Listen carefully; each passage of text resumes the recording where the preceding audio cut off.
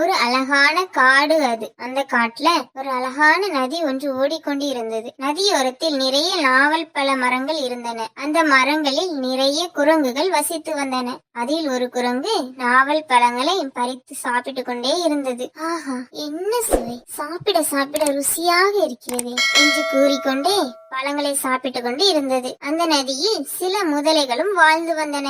அதில் ஒரு முதலை இருந்தது. அது நாவல் பழ மரத்திலிருந்து கீழே விழுந்த பழங்களை எடுத்து சாப்பிட்டது. இதனை பார்த்த குரங்கு, நண்பா, நீ கீழே விழுந்த பழங்களை சாப்பிடாதே, நானே உனக்கு நிறைய பழங்களை பறித்து தருகிறேன் என்று கூறியது. சரி நண்பா, எனக்கு ரொம்ப பசிக்கிறது, நிறைய பழங்களை பறித்து போடு, நான் சாப்பிடுகிறேன் என்று கூறியது. இப்படியே தினமும் நடந்தது. குரங்கு பழங்களை பறித்து கொடுக்கிறதும், முதலை அதனை எடுத்து சாப்பிடுறதும், மீதமுள்ள பழங்களை எடுத்துக்கொண்டு முதலை தன் மனைவியிடம் கொண்டு கொடுத்தது. இப்படியே குரங்கும் முதலையும் நல்ல நண்பர்களாகி விட்டார்கள். நல்ல நல்ல விஷயங்களை பேசி மகிழ்ந்தனர். ஒரு நாள் முதலையின் மனைவி, அமிர்தம் போல இருக்கும் இந்த அருமையான நாவற் பழங்கள் உங்களுக்கு எங்கே கிடைக்கிறது என்று முதலையிடம் கேட்டது.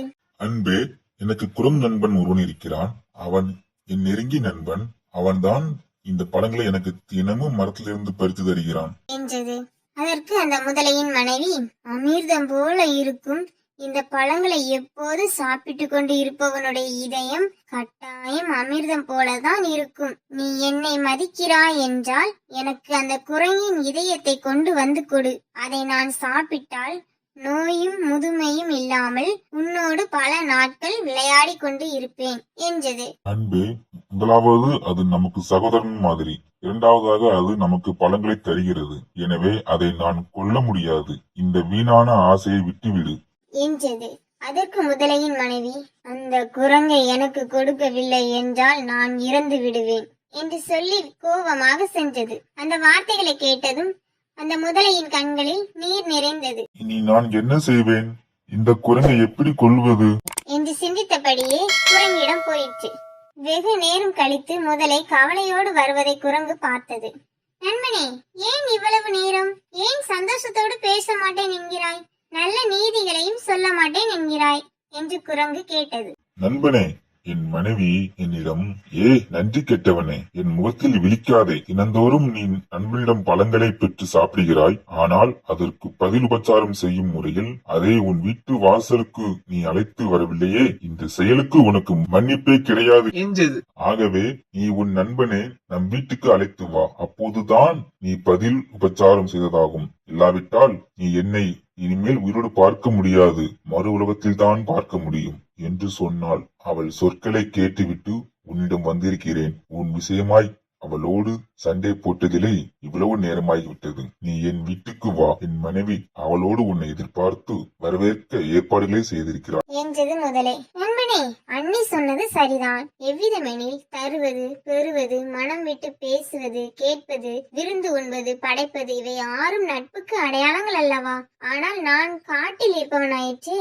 உங்களுடைய வீடு நதியின் அந்த பக்கம் அல்லவா இருக்கிறது. அங்கே நான் எப்படி வர முடியும் என்றது குரங்கு. நண்பனே, நதியின் அந்த பக்கம் ஒரு அழகிய மணல் திட்டில் என் வீடு இருக்கிறது. எனவே என் முதுகில் ஏறிக்கொண்டு பயமில்லாமல் இன்பமாய் வா என்றது முதலை. குரங்குக்கு ஆனந்தம் பிறந்தது. நண்பனே, அப்படியானால் சீக்கிரமாக கிளம்பலாம். ஏன் தாமதிக்க வேண்டும்? இதோ நான் உன் முதுகில் ஏறிக்கொள்கிறேன் என்று சொல்லிவிட்டு குரங்கு முதலையின் முதுகின் மேல் ஏறிக்கொண்டது.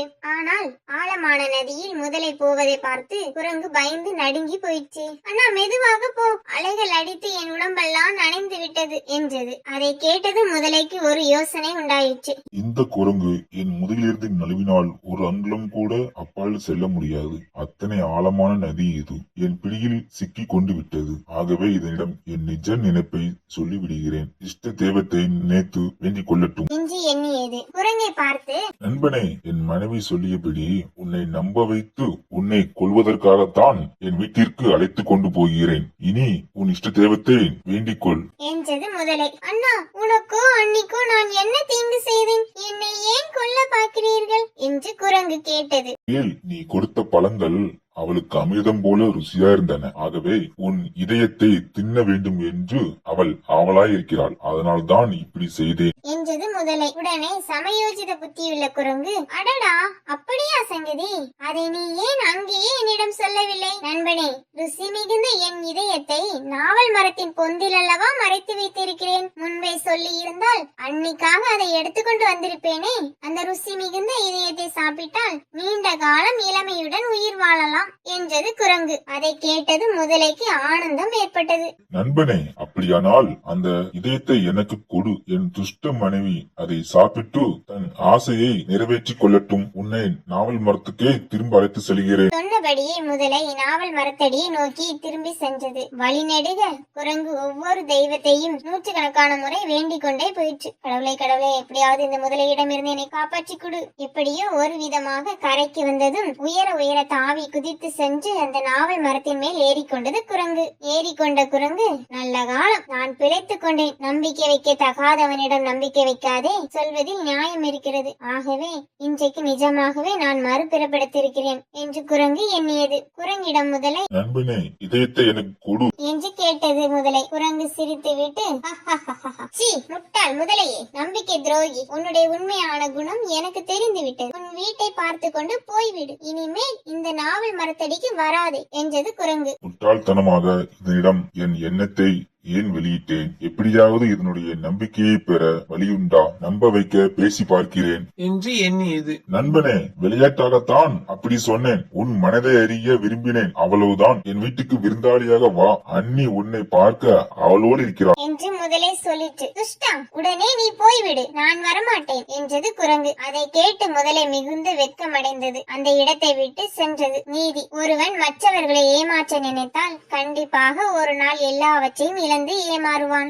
இந்த கதை பகுதி உங்களுக்கு பிடித்திருந்தால் லைக் பண்ணுங்கள், ஃப்ரெண்ட்ஸுக்கு ஷேர் பண்ணுங்கள், மறக்காமல் நம்ம சேனலை சப்ஸ்கிரைப் பண்ணுங்கள். Thank you friends.